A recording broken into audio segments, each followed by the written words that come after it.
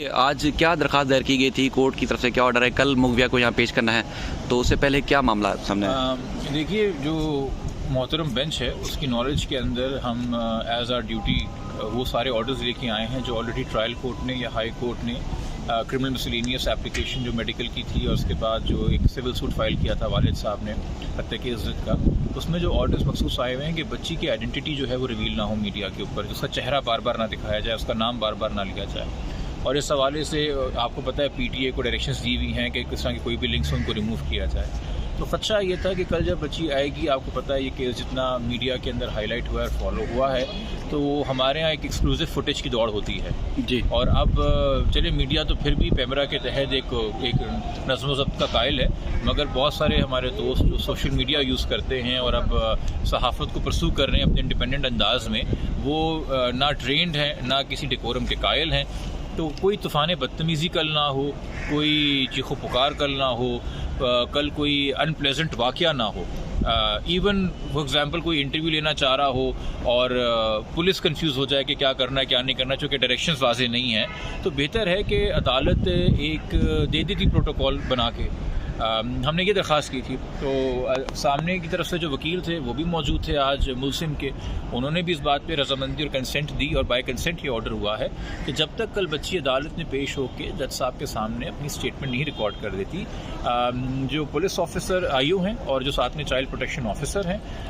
उन्होंने इस चीज़ को यकीनी बनाना है कि ना कोई मीडिया उससे एक्सेस करेगा बच्ची को, ना किसी किस्म का उसका कोई स्टेटमेंट रिकॉर्ड करेगा। एक बार स्टेटमेंट रिकॉर्ड हो जाए, अदालत फैसला कर ले, उसके बाद जो मज़ीद कार्रवाई होगी वो अदालत फिर कल अपने फैसले में सुनाएगी। तो उम्मीद ये है कि कल प्रॉपर फुल सिक्योरिटी के अंदर पुलिस की और चाइल्ड प्रोटेक्शन अथॉरिटी के बच्ची आएगी और जो पहला मुकालमा किसी से भी करेगी अदालत में, ना वो मुल्ज़िम होगा ना वो वालिदैन होगा, वो जज साहिबान मोहतरम होने चाहिए। अदालत का यही मेरे ख्याल में जस्टिस की यही रिक्वायरमेंट है कि एक फ्री माइंड से, बगैर किसी से भी इन्फ्लुएंस हुए हुए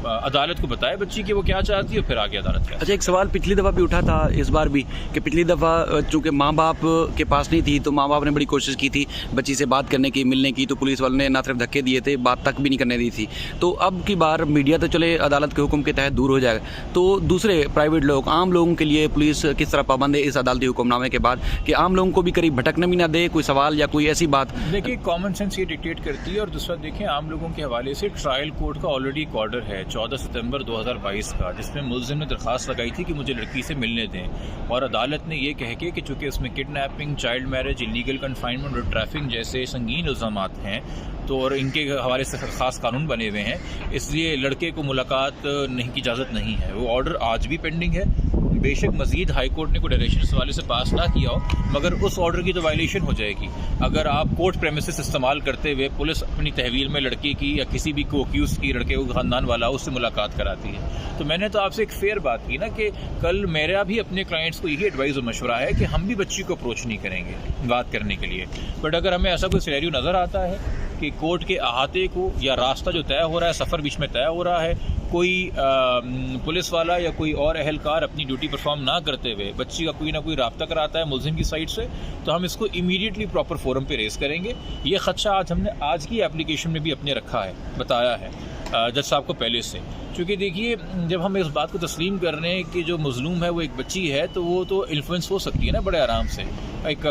एनवायरनमेंट के अंदर, क्योंकि वालिदैन की अब तक जितनी भी मुलाकातें बच्ची से हुई हैं वो तो या किसी फैमिली जज की प्रेजेंस में हुई हैं या वो सीनियर चाइल्ड प्रोटेक्शन ऑफिसर की मद में हुई हैं, वो तन्हाई में तो नहीं हुई हैं। मगर जो पुलिस अहलकार आएंगे वो कोई बहुत सीनियर पुलिस अहलकार तो नहीं है, एक आईओ को छोड़ के जो डीएसपी रैंक हैं, बाकी तो जूनियर रैंकिंग ऑफिसर हैं, उनको थोड़ी पता है कि क्या इससे मॉनिटर करनी गुफ्तगू और क्या इसने रश में गुफ्तगू हो रही है और क्या पैगाम दिया गया और क्या पैगाम नहीं दिया गया। तो हम तो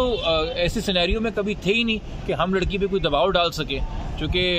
ये एक और बात है कि जब भी हमें जिस इदारे से रिलीफ मिलता है, सामने वाले साइड कहती है कि वो पूरा का पूरा इदारा ही बिक गया। यह पता है कि बातें ना सिर्फ चाइल्ड प्रोटेक्शन अथॉरिटी के बारे में या लोअर जुडिशरी के जजेस के बारे में, बल्कि सीनियर जुडिशरी के जजेस के बारे में भी कलमात अदा किए गए हैं, तो वो तो अपनी इल्ज़ाम तराशी करते रहेंगे। बट मेरे ख्याल में फेयरनेस यही है कि दोनों पार्टीज़ जो हैं बच्ची को अप्रोच ना करें और बच्ची को अदालत को बताने दें कि वो क्या चाहती है, ख़ास तौर पर जिनको ये कॉन्फिडेंस है कि हमारी फेवर में बयान आना है, उनको तो फिर बिल्कुल नहीं इस बारे में कोई इशू होना चाहिए। अच्छा, एक आपके शायद अगर मुनासिब समझें तो इस सवाल का जवाब दीजिएगा कि मुल्ज़िम की तरफ से एक दरख्वास्त दायर की गई है, आपकी शायद नॉलेज में हो, क्योंकि उस वक्त जब चैम्बर में समाअत हुई आप नहीं गए, लेकिन जब आपकी दरख्वास्त की समाअत हुई तो फिर मुल्ज़िम के वकील भी अंदर आए। नॉर्मल डेकोरम तो यही है कि जब पहली हियरिंग है और आपको नोटिस नहीं है तो आपके इल्म में भी है तो आप चैम्बर में मत जाइए। मैं भी आज एक्सपेक्ट कर रहा था, बट चले अदर साइड आ गई चैम्बर में और उन्होंने हम पे मेहरबानी की कि उन्होंने कंसेंट ऑर्डर दे दिया, तो खुशसलूकी से एक मामला हो गया, हम उसको अपोज नहीं करेंगे। इनकी जो एप्लीकेशन है उससे वाकिफ़ हूँ, उन्होंने दरख्वास्त लगाई है कि लड़की की कस्टडी मुल्ज़िम को दी जाए और साथ में दोनों को पुलिस प्रोटेक्शन दी जाए। अब उसके क्या मेरिट्स हैं क्या नहीं है वो ऑफ कोर्स अदालत सुनेगी मामले को, हम फिर उसके साथ अकॉर्डिंगली उसको आगे करेंगे। इस सारे केसेस को यकजा किया गया, सारे कल ही एक साथ चलेंगे? मेरे ख्याल में वो दोनों को साथ ही उठाएंगे और फिर कोर्ट डिसाइड करेगा कि इनको कितना आगे तवील चलाना है, बिकॉज इसमें से कुछ रेमेडीज़ या कुछ प्रेयर्स ऐसी हैं जो हो सकता है कल की पेशी के बाद अगर कस्टडी का मामला डिसाइड भी हो जाता है तो फिर उसको मज़ीद हेयरिंग दरकार हो, क्योंकि हमने भी मुलाकात और प्रोटेक्शन के हवाले से जो है कुछ दरखास्तें की हुई हैं, इन्होंने भी की हुई। ठीक है सर, थैंक यू।